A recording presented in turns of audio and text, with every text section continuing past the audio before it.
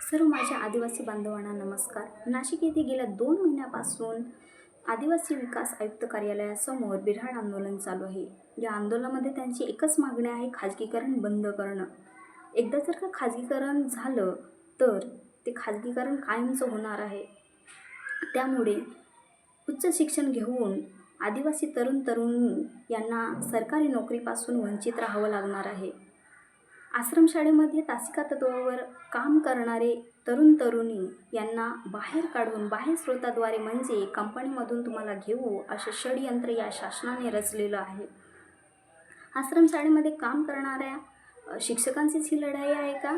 तर नाही मित्रांनो, आपल्या सर्व आदिवासी समाज बांधवांची ही लढाई आहे.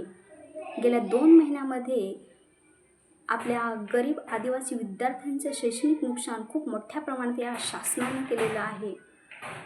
आपले मूलभूत हक्क अधिकार शासन हिरावून घेत आहे.